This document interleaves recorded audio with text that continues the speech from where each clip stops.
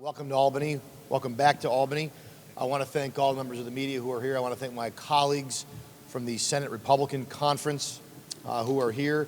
I also want to thank Richard Ellenbogen and Wayne Stritzman who are joining us today. These are two gentlemen who do not hold elected office, but who are here to talk about, from their perspective, from an employer perspective, from a financial perspective, why the energy policies coming from the governor and our colleagues across the aisle, why they are so disastrous for New Yorkers, for working New Yorkers, for the men and women of labor, as well as for anyone who pays utility bills here in New York. There was just a poll that I saw release the results from Siena that had affordability as one of the top issues on New Yorkers' minds. That term gets tossed around a lot. I've heard the governor talk about affordability. We have to make New York more affordable. And she's 100% right, and this conference agrees 100% that we have to make New York more affordable. However, that's sadly where the consensus ends, because what she proposes would not make New York more affordable. It will make New York more expensive. It will make living here more expensive. Heating your home will be more expensive. Retrofitting your home to make it all electric will cost New Yorkers between $25,000 and $50,000 per home, depending on the home. Cap and tax. I know they like to call it cap and invest. I just call it what it is. Cap and tax will be an additional tax on companies and employers here in the state of New York that they do not face in Pennsylvania, Ohio, and many other states around the country. That will chase jobs out of New York, will chase those employers out of New York. It'll make their costs go up. And I could go on and on. Her energy policies, the governor and my colleagues across the aisle, their energy proposals do not make New York more affordable. They do not make it more affordable to be in New York. In fact, it'll be more expensive, and our energy supply will be less reliable. At a time when our economy remains unstable and businesses and families continue to flee the state, the governor has offered to put an outright ban on affordable, reliable energy such as natural gas. She wants to electrify all new buildings. We talked about cap and tax, and of course the public renewables proposal, which you're going to hear Senator Walczak talked about. He debated this on the floor last week. That would give the state, in this case the New York Power Authority, complete oversight over every aspect of these types of projects. If there is one that Albany bureaucrats have, if there's one thing they've proved time and time again, it's they cannot do anything more efficiently and effectively than our private sector. I am very, very concerned about this proposal, as is our conference. You're going to hear from Senator Walczak about that. These policies go on from our colleagues and from our governor, and our conference remains steadfastly opposed to them and offers, I think, common sense alternatives, not only to make our environment cleaner, but also our energy supply more diverse. We need to have a diversified energy portfolio. That is the only common sense, real, serious proposal. There are no bad forms of energy. I was reminded about, I think it was the governor of Oklahoma several years ago during an ice storm, just like the ice storm that we saw sweep across the country in New York, I think it was last week. And we're due for another one. When you're in the middle of a crisis, of a storm, there is no bad form of energy. You want every form of energy available to you. That's what a strong state does. That's what a strong country does. We seem to be going in the other direction, but this conference, again, remains opposed and offers alternatives, supporting, again, diverse energy sources, keeping needed power supply online to ensure reliability of our grid, repealing and opposing anti-market mandates on consumers. And of course, independent cost studies and full transparency. Throughout a lot of the discussions around the CLCPA, around the natural gas ban, no one, including the governor, has been able to really offer up how much it's going to cost and who pays for it. Now, we know who's going to pay for it. It's going to be you and I. It's going to be ratepayers. It's going to be employers. It's going to be employees. That's who's going to pay for it. There's no secret sauce to this. There's no silver bullet. And I think as New Yorkers, we deserve to know who and how much. And Governor Hochul and her allies in the Democratic Senate Conference have been unwilling to offer up any information on that front. And this conference continues to call for that. And I think New Yorkers deserve to know how much it's going to cost them. How much more unaffordable are we going to make New York State to institute these policies that I would tell you are going to have little to no impact on climate change? New York State accounts for 0.04% of emissions, global emissions, 0.04%. Do we really think that we're going to change the global climate from right here in New York? No, we're not. What we are going to do is cause real and permanent damage to our economy, to our energy supply, reliability, and we're going to drive more people out of this state with no real benefit. At this time, I want to call up someone who knows this issue very well, both from a practical standpoint, how this impacts working men and women in New York, but also from a policy standpoint, from a broad 30,000-foot standpoint. He is our ranker on the Energy Committee. I'd like to call up my friend, Senator Mario Matera. Thank you. Thank you, Leader Ortt. And all I really need to say is ditto what this man has just said. You know, I'd like to thank Leader Ortt for hosting this important press conference to raise awareness regarding our energy needs for our future, New York's future. And I want everybody to understand, this is just another mandate that bad government is doing to all New Yorkers.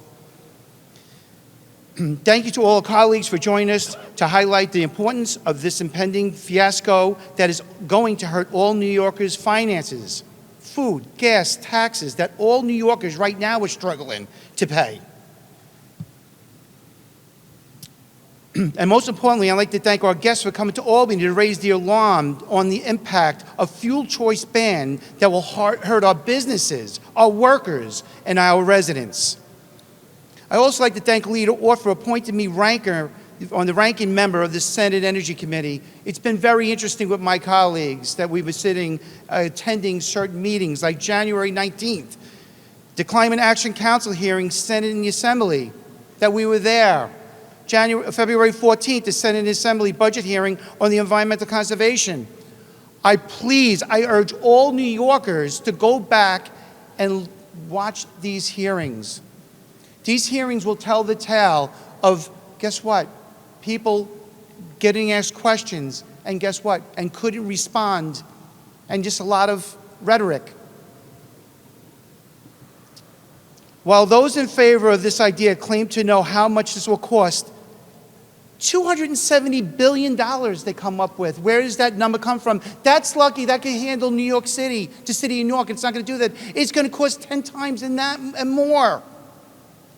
And guess what? Just like what Leader Ortt said, guess who's going to be paying for it? All New Yorkers have to understand you will be paying for it in your pocket. Right now, you cannot afford. We're having a problem with food prices, with everything else, taxes, ordinary, regular business, what you do every day. You know, it's amazing, too, what's going to happen with this in 2030. All New Yorkers won't be able to utilize natural gas and other fuel options for boilers, stoves, ovens, dryers, etc. They're not going to be able to purchase it. So our appliance stores, our plumbing supply houses, they won't be able to sell these items. And you know what's going to happen, everybody? You're going to see our bordering states coming, and they're going to be there ready for New Yorkers to cross the borderline to purchase all of these items. That's how serious this is. Approximately 50% of our New York's electric is generated from other states. I hope everybody understands that. I still haven't been challenged on that number. Using fossil fuel power plants, New Jersey, Pennsylvania, Connecticut. So you know what? What are we going to have? We have a bubble and the emissions aren't coming across, and we can just sit there and say, wow, guess what? We're emission free. But you know what? Our power source is coming from other states. And you know what? And guess what? Emissions isn't coming our way. New York deserves better. Our state should be self-sufficient, self-reliant. The problem with New York is we are following suit with California's renewable energy policy. Blackouts, brownouts, governor telling people not to charge their electric cars. We're New Yorkers. We deserve a lot better than that. We are not California. We all support and we are committed to protecting our environment and moving towards reasonable renewable energies. But this mandate, again, is putting the cart before the horse. Governor Hochul, we stand and ready to work with you, but please realize that we need a realistic plan, not an unreasonable ban. And I say this all the time, and my colleagues on the other side don't like this. We need a plan, not a ban. We need to listen to the real-life experience experts who understand the real-life impacts that will affect all New Yorkers. As we work to raise awareness of this impending issue, I want to thank Leader Ortt introducing me to Mr. Richard Ellenbogen, President of Allied Converters. He is an engineer who will be speaking on common sense government, and I thank him for his time from his busy schedule coming and joining us today. So, Mr. Ellenbogen, I appreciate it so much. And just like what Leader Ortt said, there's no affiliation to any kind of outside entity or anything like that. He is just, I don't even want to say if you're a Republican or a Democrat, but we don't get into that. But this man is just a concerned New York State citizen. Thank you so much. Actually, which will make everybody behind me cringe. I hope they're not armed. I am not a Republican. None of you have a knife, do you? No. I'm an engineer and not a politician. So I have a different perspective on New York State's energy plan than most of the people in Albany. It's more about the science and less about the money.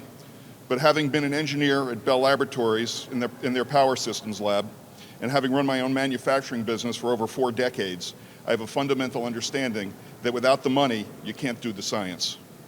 I decarbonized my business and my home 2 decades ago with planning going back to when Bill Clinton was president. This morning, I drove to Albany from Westchester in a Tesla that is 6 years old. I provided large amounts of data from my research gratis to the Public Service Commission of New York State that was used as the basis of a utility conference on energy savings on their transmission system. And they achieved major savings on their transmission system, about the equivalent of adding a 240 megawatt solar array to the state.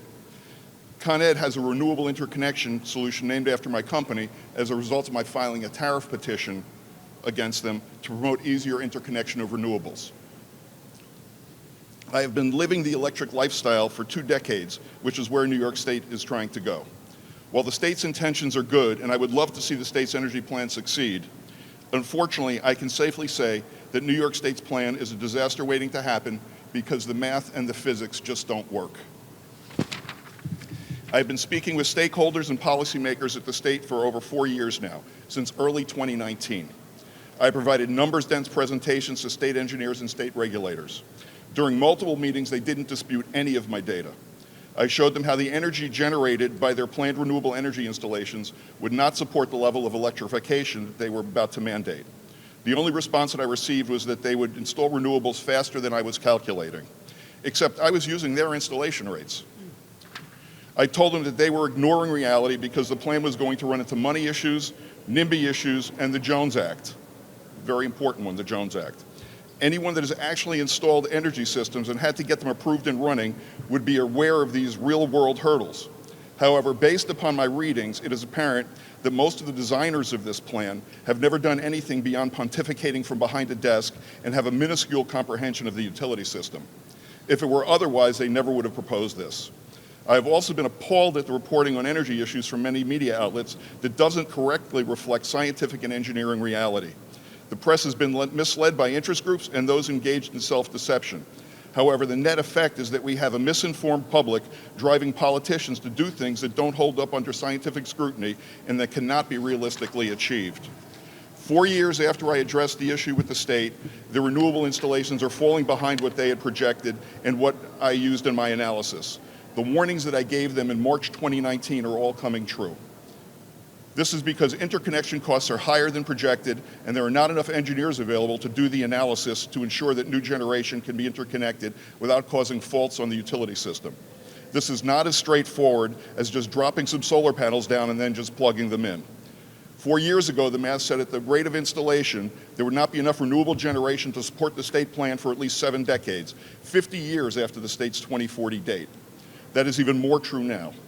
Late last year, the NYISO issued a warning that the downstate utility system would be under stress starting in 2023 and going to 2033. It's actually going to go a lot longer than that if this plan keeps going forward. The farther along the downstate building electrification proceeds, the more that stress will increase. Additionally, any renewable generation system is going to need large amounts of battery storage to support the grid when there is no sun or wind. The primary material in these batteries is lithium. Since the summer of 2019, lithium costs have increased at least 600%, despite the recent price drop earlier this year, and lithium prices are expected to rise another 15% this year. New York State recently released their 6 gigawatt energy storage report. Beyond the fact that the name of the document is an oxymoron because 6 gigawatts is a measure of power and not energy, buried on page 94 of the 104 pages is a statement that 1,000 plus hours of storage will be needed. When I researched energy storage costs about 2 years ago, the cost for utility-grade storage was $283 per kilowatt hour. Extrapolating the storage cost using only 4 gigawatts, not even the 6 gigawatts, for 1,000 hours that 2 years ago cost, yields a bill of $1.2 trillion. That's not a mistake, $1 trillion.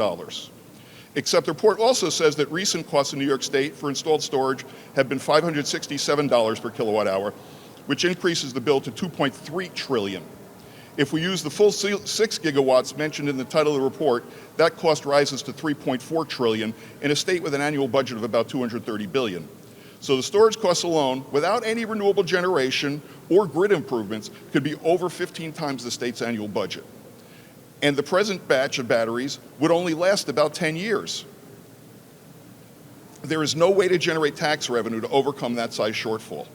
For that kind of money, you could build enough nuclear plants to electrify the entire Northeast United States that would last 7 to 8 times as long as the batteries and that would have a higher reliability. The recently passed Federal Inflation Reduction Act allocated $340 billion for renewable projects for the entire United States, 1/10 of New York's projected storage costs. The state plan is short on labor, energy, land, generation, and grid capacity, public support, and money to be able to achieve what they want in the stated time frame. Further, New York State's plan is not revolutionary.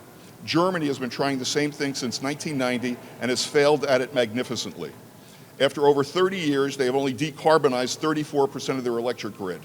They state that their grid is 42% renewable, but 8% of that is wood combustion that has a higher carbon footprint than coal and twice that of natural gas. The energy costs are twice that of France next door. Germany has recently had to restart several shuttered coal plants to offset the lost energy of their shuttered nuclear plants that, according to the 1990 plan, would no longer be needed by this year. That has not been the case. Keep in mind that this energy shortfall is occurring without having enacted vehicle electrification that New York State has mandated in 2035. They have recently acknowledged by their actions that the plan is having major issues, and in late November signed a deal to import 2 million metric tons of liquid natural gas from Qatar over the next 15 years. California has embarked upon a similar plan and is having major issues with it, and as a result is suffering from rolling blackouts and power failures during times of peak load. California says they are 60% GHG free on their in-state utility system, while not acknowledging that they have had to import large amounts of coal generation from out of state to replace the shuttered gas generation and doubled the carbon footprint related to that energy.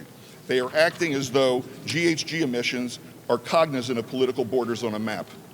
2 years ago, energy and failures in Texas during cold weather resulted in between 300 and 700 deaths and $195 billion in property damage. Utility failures in New York State during extremely cold weather will yield similar results. Climate change is real. I was fundamentally aware of that back in the 1990s when I started designing the systems for my home and business. The state's effort to do something that has the previously documented issues is going to fail and will also not reduce greenhouse gas problems.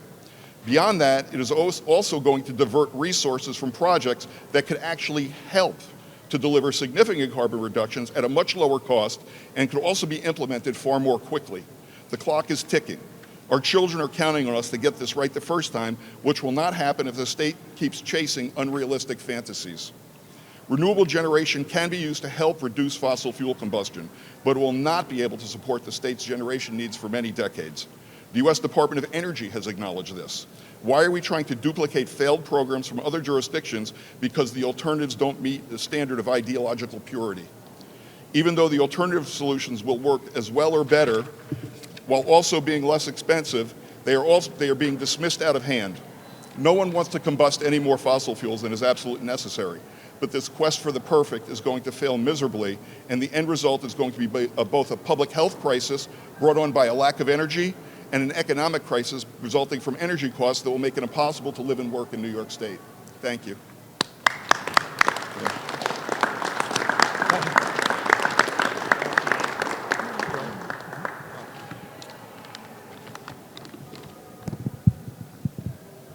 Senator Matera is going to be handing out a quiz now for all of you to answer.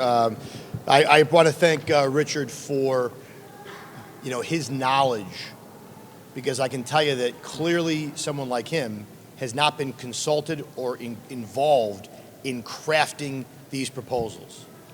Because if he were, they either ignored him or he wasn't involved. And I think he will tell you, again, these policies, he doesn't come at it from a partisan standpoint. He comes at it from a science and practical standpoint of somebody who knows what he's talking about.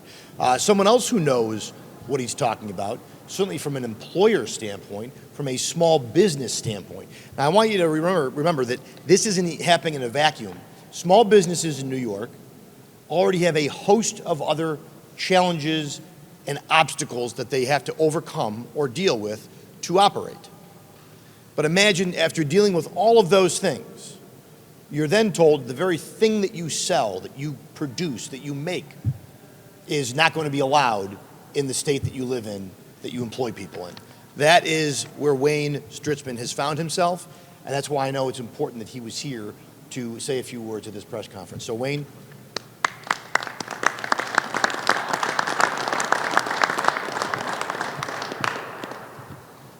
Well, mine is going to be a lot shorter. Katie told me I had to keep this to about 3 to 4 minutes, so it was a chore, but let's go. Anyway, good afternoon. My name is Wayne Stritzman. We started a business in 1977 called Best Fire Hearth and Patio. We started this business in one bay of a 3-car garage behind our house. Today, Best Fire is run by a second generation, my 2 boys, one of which are here. And they support 40 employees and the employees' families. First and foremost, I want to let you know that I agree we need to affect and reduce greenhouse gas emissions. We need to do that. We need to protect our environment, and we need to do it for both us and for our children. We know this won't be easy or inexpensive, but it is necessary. The reason I'm here today is to let New Yorkers know how concerned they should be about New York's response to climate change. New York's government-appointed Climate Action Council is proposing to take away our ability to heat our homes with reliable natural gas and propane. The plan intends on taking away your fuel choice and moving your home to all electric. Here's part of the plan that should concern all of us. 2025, no gas connections to new home construction. What that means? If you want to build a home in New York State, your only option is all electric.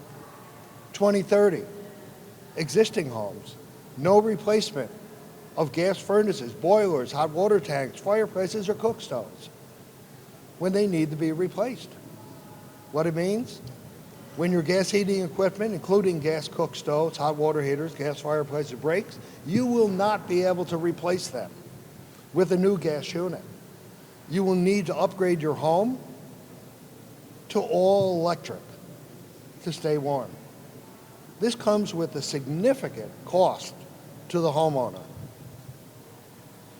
This electricity only plan and timeline is both dangerous, irresponsible, and very costly. Doing business or maintaining a home in New York State is already expensive, but this plan will just make it even more expensive. New Yorkers deserve better. Fuel choice is the better plan. We all know in New York that the weather is cold and unpredictable. Power outages happen way too often and last way too long. The electric-only plan for home heating is a recipe for disaster. It's not dependable, reliable, or resilient. While I agree with renewable energy has merit, but you can only harvest this power when and if it's available. Renewable energy without a storage solution is totally unreliable. Well, our parents, at least my parents, told me, don't put all your eggs in one basket. But isn't that what this plan is telling us to do? For a minute, I would just ask you to remember this. 2021, Texas power outage. 30% of their energy grid comes from renewables. 246 people died. Or, right here at home, 2022, the Buffalo snowstorm. 46 people died. Putting all your eggs in one basket? I don't think so. New Yorkers want and need reliability when it comes to heating our homes. Natural gas, propane, wood pellets provide New Yorkers with an opportunity for backup protection when the unexpected happens. Gas generators can provide backup whole house protection. Gas cooktops can keep food on the table. Gas fireplaces provide zone heating as well as a backup heat source. And they all work without electricity. Today, there are about 7 million homes in New York. And of those 7 million homes, 4.2 million have fireplaces. And 2.1 million have a gas fireplace. A gas fireplace can provide zone heating and backup heat and will operate without power. Let me just tell you a little story about our own shop. Whenever we have a power outage in the area, the phones at Best Fire start ringing off the hook, and it's all hands on deck to answer the call, and it goes something like this. My power's out, and my house is freezing. I forgot how to light my gas fireplace. Just add 4 AA batteries to your battery holder in the base of the fireplace. Your fireplace will work. Then they go, thank God for my gas fireplace. I'm not sure when the power's coming back on. That's just one example of how fuel choice provides this protection. So now it's time for our governor, our legislators, our senators to make the final decision and a plan to reduce greenhouse gases. Your voice needs to be heard. Your elected representatives need to hear what you're saying. The time has come to act. Your elected representatives need to hear what you're, I said that. The time has come to act. Our elected officials need to make these difficult decisions for us and be accountable for them. Now is no time for partisan politics or false narratives. As an informed voter, voters can tell the difference between a partisan politician and an elected, effective official. Yes, we do need to reduce greenhouse gas emissions, but at the same time, we need to protect New Yorkers when the power goes out. Slow the process down, work across the aisle, embrace technology options, and use all available fuel options to make decisions that will provide a path to the forward. Thank you from all the New Yorkers.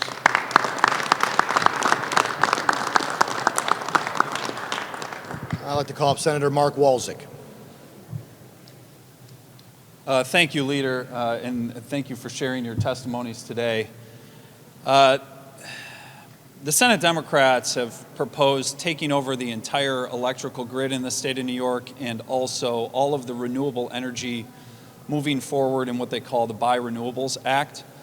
The governor has put a portion of this.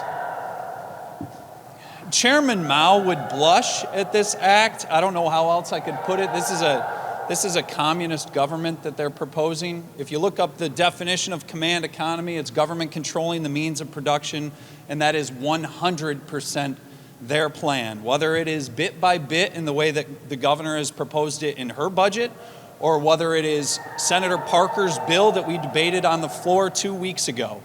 They want to completely, and this is way outside of the realm of affordability for every New Yorker in this state. They want to completely control the electrical grid. They're saying, we're from the New York Power Authority and the second floor of New York, and we're here to lower your energy bill. Well, I got news for you, gentlemen and ladies. Your bill's not going to go down. That very proposal that Senator Parker put on the floor would increase your system's benefit charge by 200% on each electrical bill. And if you don't know what that is, that's because right now it's so small you barely even notice. Out of all of the fees that they rack up on your electricity bill, you barely even notice that little one that goes to fund the New York State Energy Research and Development Authority. But when they buy, co-opt, and yes, by eminent domain, take renewable energy facilities, just because they don't agree with the rates that are coming off of them, there's the affordable piece. We're from the government. We'll decide what electrical rates are. If you can imagine this being less expensive for everyday New Yorkers, you're living in the clouds. Their goal is a full government takeover, and where does it fall? It goes on the backs of everyday New Yorkers. So I, for one, am in the proud position to stand with this conference and with this leadership to bring forward real proposals that allow the market to drive prices for energy, allow competition so that those rates can come down, continue to support an electrical grid that's bolstered. Do we all want to see the grid get greener? Of course we do. Republicans and Democrats that work in this building want to live in a place that has a clean environment and clean air. That isn't what this is about. Do we want to see the grid be more sustainable and more renewable? Of course we do. But right now, we're the only conference that is saying, hey, wait a minute, we got to have a plan here. We need a plan, not a ban. Thank you for that, my brother. Absolutely. And that's because we live in the place of common sense, not in the clouds where rainbows and unicorns and future technology that nobody's ever heard of is going to figure this out. We've done the math. We say this is too expensive for everyday New Yorkers. And they say, well, so what? We got to do it anyways. And we say, well, this will only change the needle on global warming for the entire planet by 0.04%. And they say, well, so what? We got to do it anyways. And we say, well, this will absolutely break the backs of everyday New Yorkers, businesses, and our entire economy in New York State. And they say, well, so what? We got to do it anyway. Well, I'm here to tell you, New Yorkers, that no, we don't. This is a representative democracy where senators and assembly members get elected to represent the people. And the people do not want to see their energy prices go up. We need to have a more affordable state, and that's why they sent us here. Anywho, they told me I had 45 seconds, and I probably went over. Thank you, Leader, for the opportunity.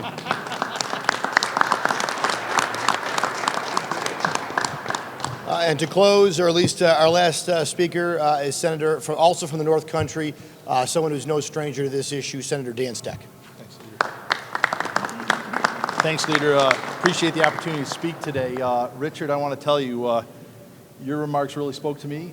Frankly, I think they ought to put them on a loop in the break rooms in both the Senate and the Assembly and on the second floor. I'm tired of being lectured from the other side of the aisle from people that claim to follow science, that, as you, I think, generously credit them, have, at best, a middle school understanding of electrical power generation and distribution. I am an engineer as well. In fact, I'm the engineering caucus of one in the entire state legislature. I have a degree in engineering and spent 8 years in the Navy's nuclear power program. So I know a little bit about power generation and distribution. And your analysis and your math, it's not complicated math, but it's very true, and it should be an eye-opener for anyone that's seriously looking at this issue. Governor Hochul has proposed a cap and invest program, which is a $1 billion tax on all businesses. Businesses that haven't been defined yet, exactly who qualifies or what the parameters are going to be, that's not defined. 2/3 of this revenue is going to go presumably to the general fund because it's also not defined what we're doing with this $1 billion, but it's $1 billion in her budget. Presumably this cap and invest program is aimed at lowering greenhouse gas emissions, and this is predominantly what we're talking about here is about energy, because that's where most of this is coming from, energy policy.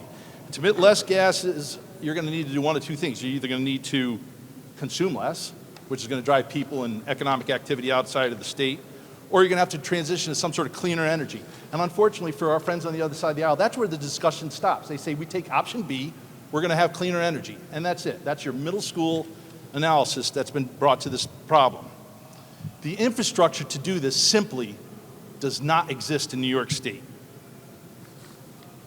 The Climate Action Council has a scoping plan. Their own numbers estimate $272 billion, that's billion with a B, that this is going to cost. That's their number, which means that in reality that number is probably twice that or more.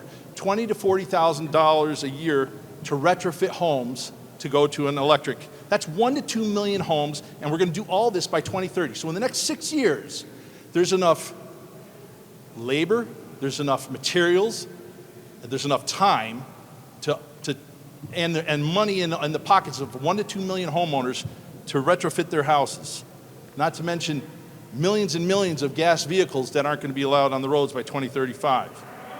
And at the same time, the proposal is to abandon tens of billions of dollars of usable, still valid infrastructure that's already in place in the ground serving our needs. We're going to walk away, and somebody's going to pay for that. We're going to walk away from billions of dollars of other alternatives that are currently in use.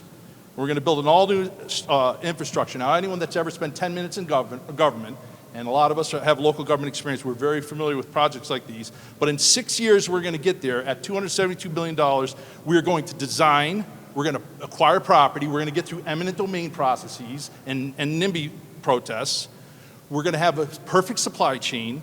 We're not going to have a labor shortage because we've got plenty of labor sitting around right now looking for stuff to do. We're going to increase energy costs, and we are going to lose businesses, we're going to lose tax revenue, and we are going to lose people to other states. And what are we talking about? What is the needle that we're proposing, that the governor and the other side of the aisle is proposing here? 0.4% of the planet's global emissions. One of the other speakers says, well, what do we got, a bubble over top of New York State? If we eliminated our 0.4%, does that move the needle on the atmosphere? Clearly not. So why are we doing this? So the stated goal is this is going to be better for the environment. I'm not sure 0.4% is going to move the needle. We covered that. All right, well, when you start pressing on the other side of the aisle, how do you defend that? Well, the next thing that comes out of their mouth is, well, you know what, we're going to lead, though. We're going to do it because it's the right thing to do, and if we do it, others will follow. Anyone that's been paying attention to the news for the last century, Russia, China, India, not interested in global energy policy, not interested in clean environment, certainly not interested in what New York State is doing on this front, let alone Pennsylvania and Ohio. Pennsylvania and Ohio will say, we'll take those jobs, we'll open the stores that are going to supply your plumbing parts for everything that's going to happen in New York State. So it's laughable to say that we're going to lead by example and the rest of the country and the rest of the planet is going to follow. So all that's left here after that is this is a political gimmick. They are making a political statement. They are preaching to their choir. They are virtue signaling that they care about the environment, and those that oppose this or question it somehow do not. It's absolutely laughable. This whole plan is unrealistic. It's unreliable. It's unaffordable, and it lacks even middle school level science and math. Thank you, Leader. Thank you very much.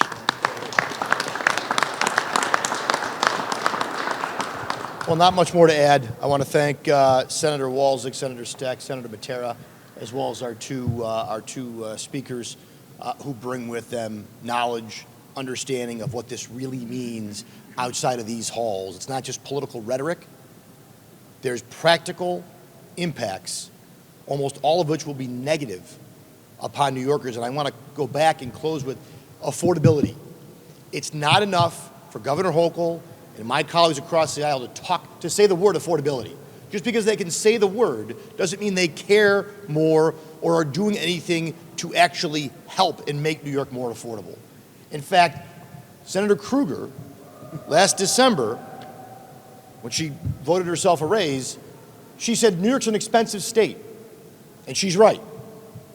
But what she failed to either notice, mention, or understand is she is a reason New York is less affordable and more expensive today. Her votes, her policies, her conference's policies are a big reason why this state has become one of the least affordable in the country. And as my colleague Senator Steck said, I had to laugh. I don't know what century they're living in. When they talk about New York leading the way, who in the hell is following New York State? Where? Where in the country is anyone following? We're not even leading. We're following California. We're just the number 2 track going in the wrong direction. So the notion that we're leading anywhere except the wrong direction, I think, is a fallacy and laughable. And again, New Yorkers need to understand there is a conference. There are those out there who are pushing an affordable alternative to what my colleagues across the aisle, including the governor, are putting forward. So with that, happy to take any on-topic questions first and then off-topic. Going into negotiations with the governor, how many modifications are line, and how do you, I guess, anticipate going on that? Yeah, look, I'm not going to sit here and negotiate against myself, Elise, as far as like, if we tweak this or her policy, it's a non-starter. The natural gas ban is a non-starter. It will not work in any form that she has laid out. And I think, a great example is to look at California. They did this, and they've blown past every deadline they had, every goal. They haven't reached it. And what happens? Nothing. Nothing has happened. So the private sector, without this CLCPA, we have actually, over the past 20 years, significantly lowered emissions here in New York State through market-based research, through incentives. That's what we should be focusing on. And we also need a more diversified energy portfolio, as somebody mentioned. All we're doing is what's called carbon leakage. So we are importing energy from other states who have lower regulations and environmental standards. So it's actually dirtier power in states that surround us, or other states in the country, but it's coming in to power New York, but we don't count those energy numbers against our own numbers. So we get to go home and pretend that New York is all green and we've saved the environment, when in fact, we might have made the environment less green because we're pushing energy to other states who are going to produce that, ship it our way, charge us for it, and they're going to put people to work. So I actually got two questions. Well, first start with one for Richard. That's your name. Yes. You threw out a lot of interesting statistics there, and I hope you'll get a chance to read what you said, because there's a lot of details there. So the state needs, how would you characterize in terms of the energy that New York State needs in upcoming years versus what you practically see actually getting implemented? I have a graph here somewhere where I can show people afterwards, but right now, the proposed renewables for 2035 won't even cover the existing electric grid, let alone any additional electrification. And that, in other words, I'm ignoring everything that's renewable now, like Niagara Falls, because I'm just looking at the existing natural gas or fossil fuel usage. And the way I got involved with this was that after the gas bans in Westchester, I was hearing a lot of stuff coming out of Albany, and I was listening to what people were saying. I just talked to somebody. I said, the math doesn't make any sense. So he goes, do me a favor, let me know. So I made the 60-page PowerPoint, which is available on a website online. I can give you all the thing. It's www.saveNYenergy.com. It's not from an interest group. I paid for it myself. I don't represent any fossil fuel companies. I'm an engineer, and I see New York State jumping off a building, and I'm just trying to say, stop, there's a better way. And I've been talking to people for 4 years over that. So the existing fossil fuels won't even be able to be replaced by the renewables for 2035. And you have to keep in mind that building anything in New York State is a chore. We have more lawyers per capita than any place except Washington, D.C. And that's literally a fact. How many offshore wind projects, how many wind farms? Well, even a factor of 7, roughly a factor of 7 to really do what they're trying to do. 7 or 70? 7, at least a factor of 7 beyond what they've already got on the board I for don't think you 2035. understand. He's giving a factor of 7, So not no, 7. They need 7 times as much as what they have on the board, but they're having trouble even getting to what they had on the board, which I told them they would, because if you read all these studies about where renewables are accepted in places like that, I mean, I could talk to you for about 4 hours, and they're not going to let me. No, But we're not. okay, and that's really where the issue is. You got another question?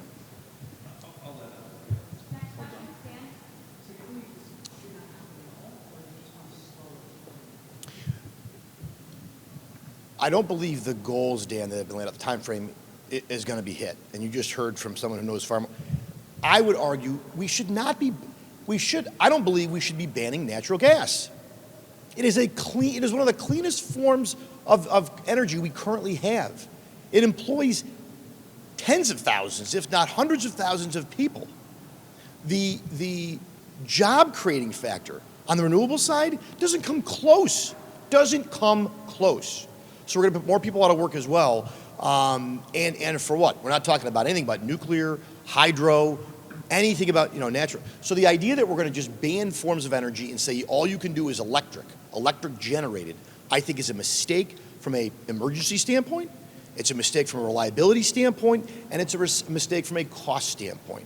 So, yes, the whole thing, I think, as she has laid out, to me, we're chasing a fallacy that the only answer, and everyone says up here, I know they always talk about, we all support a clean environment.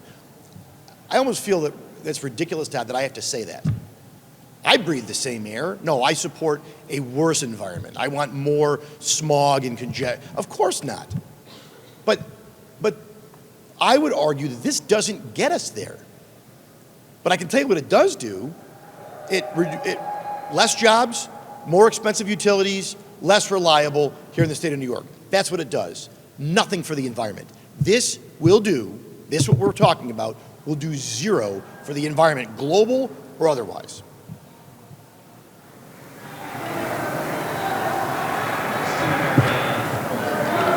You were comparing the Public Renewables Act last year, comparing the projects to wind. Did you say the same would apply to current renewable energy projects, hydroelectric, that type of operates? No. Communism? No. They weren't a full public takeover, and this is the big difference in the renewable energy, in the Buy Renewables Act, is it allows the New York Power Authority to take renewable energy facilities. So do I think it's wrong that the government has cited them in the past and owns nuclear power, or owns power facilities, actually some nuclear in the past as well? No, not at all.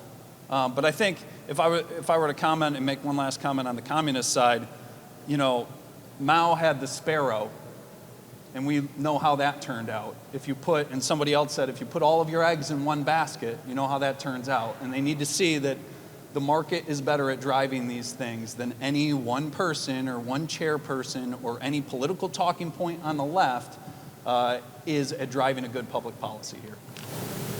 So you're referring to a 1950s campaign to kill all the sparrows and to bring to renewable energy? To putting everything in wind and solar, or saying the government absolutely has the above all solution to all of your problems?